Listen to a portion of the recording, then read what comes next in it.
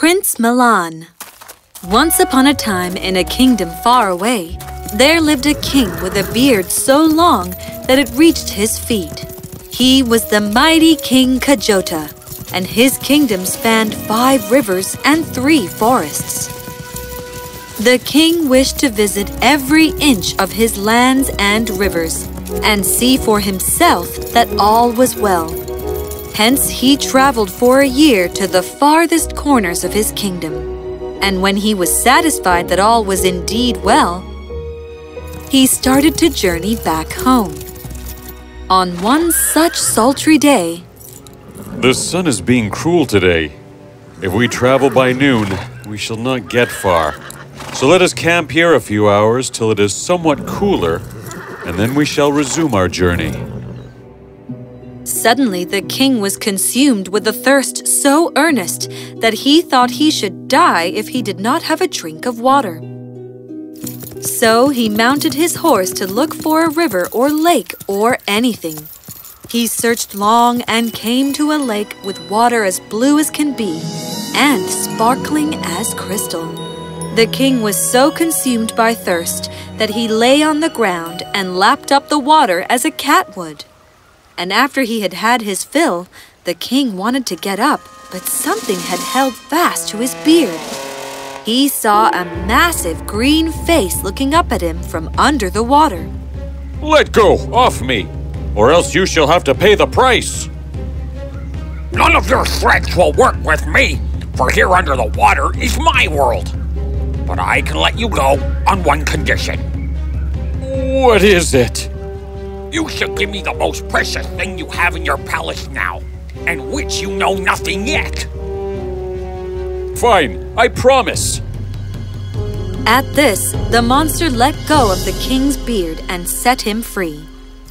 The king finally reached his palace and was greeted with much pomp and rejoicing. His queen waited at the gates of the palace. "Ah, my dear, look what the angels blessed us with while you were away. Our son, the prince of this kingdom." "You shall give me the most precious thing you have in your palace now, about which you know nothing yet." So this is what the monster had meant? He wants my son! What is the matter, darling? Aren't you happy to see our son? Oh, my dear, I am overjoyed. I am so overwhelmed that I know not what to say. My son, the prince of this kingdom. The king could not sleep for nights together for fear of the monster taking away his dear son. He ensured that his son was well guarded at all times. But time went by, and the prince grew up to be a brave, wise youth interested in many arts other than weaponry, and the king forgot all about his fear of the monster. But one day, whilst the prince was out camping in the forest, he got separated from his comrades and was exploring the forest when...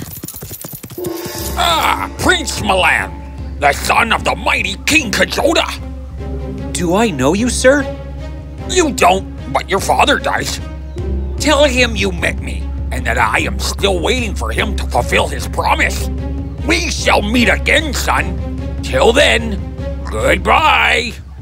The prince told the king about the strange visitor, and the king had no option but to tell his family about the promise he had made to the monster years ago, without knowing that the monster wanted his son. On hearing the story, "Father, a promise is a promise, and it must be fulfilled. I shall go to the green monster myself." "But son, the promise was unfair. Is this a price to pay for a few gulps of a water?" "Whatever it is, Mother, a promise once made must be kept. And things never really are as bad as they look. I shall certainly find a way to come back to you, but let me go now." The king and queen knew that the prince was right, and so reluctantly they sent him into the forest, to the lake of the green monster. When the prince went to the lake, he saw 10 ducks swimming in it, and 10 little garments kept ashore. The prince hid behind a tree. One by one the ducks came and wore the garment. They changed at once into beautiful damsels and walked away. Only the last damsel remained behind. Who is this that I sense hiding behind the tree? I am sorry, my lady. When I saw all in the water, I knew not what to do. What brings you here, Prince Milan? If you know my name, then you must know of the promise my father made to the ruler of the world under the lake long ago. The ruler is my father. I am Princess Hyacinthia, his youngest daughter. Well, I do believe it was too high a price for a few gulps of water. But come with me. I shall take you to my father. So Princess Hyacinthia tapped the ground thrice, and the prince and the princess found themselves in a magnificent palace before the green monster. I see you are finally here, Prince Milan. Yes, Your Highness. I am here to fulfill the promise my father made you long ago. Finally! Well, tonight you might rest, but tomorrow you must build me a palace of gold with 100 chambers and a garden with 1,000 flowers. If you don't, your head will roll off your neck. Why wait till tomorrow for that, Your Highness? This task is impossible for me, for I know not how to build a castle, much less one of gold. You have all day tomorrow. Find a way. The prince was sitting in his chamber thinking of what to do. Such a feat can only be completed with magic. Or...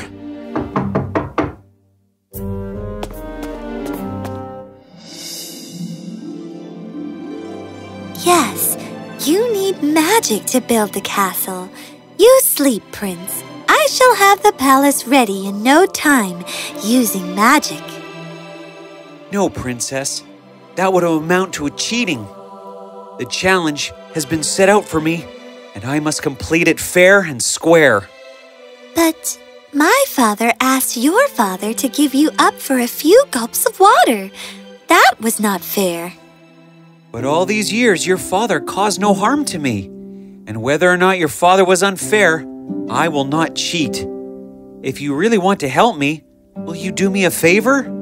Anything you say.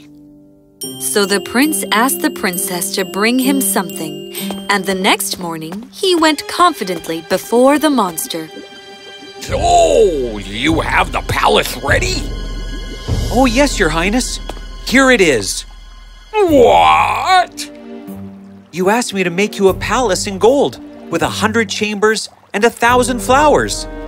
Well, you may count the number of rooms and flowers in here, sire. You never specified that you wanted me to build it on land, hence, I built it on canvas. That is all. This is very clever of you, Prince Milan. I must admit, you were right. Well, do me just one more thing, and I shall let you go back to your father. I shall do my best, sire. Well, here is a piece of diamond. It is in my hand. If you can take it from me by morning, you are free to go. If not, your head will roll off your neck. That night, Prince Milan once again wondered how to take the diamond from the monster's very hand. There was a knock once again at his window. Tonight, you shall definitely need magic to fulfill the task. Give me permission, and I shall get the diamond for you right now. No, Princess, for that will amount to cheating. Thank you for your help. But what my father asks of you is unfair. Let it be so, but I shall not cheat. You could, however, help me if you wish. Will you bring me something? Whatever you say. The next morning, the prince went to the court of the monster, rattled and certain of death. Look here, Prince Milan. The diamond is still with me. You failed to fulfill this task. I agree, Your Highness, and I accept defeat. Well, your head must roll off your neck then. Are you ready?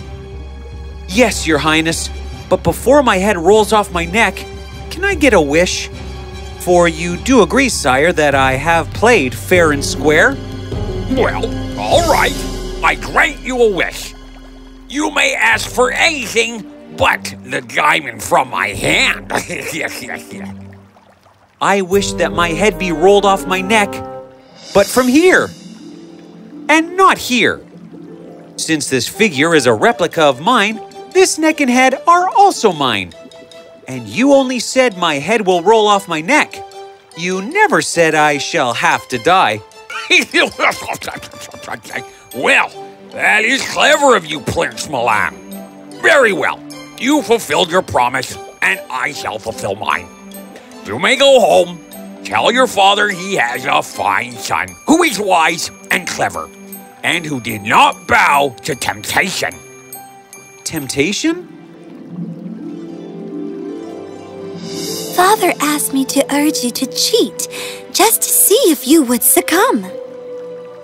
But you didn't. You kept your cool and your wits about you, and you won fair and square. For that, you deserve to live and rule your kingdom. Do I take it, Your Highness, now that all of us are friends? Friends! Tell your father he has nothing to fear about me, and that I shall be his friend for all time to come. And if you both agree, I would like my daughter to marry you. You would make a fine husband to her. Excuse me, have I said something you do not want? Huh? No, we agreed to marry. And hence, the prince returned to his kingdom. The two enemies became friends, and the prince and Jacinthia lived happily ever after.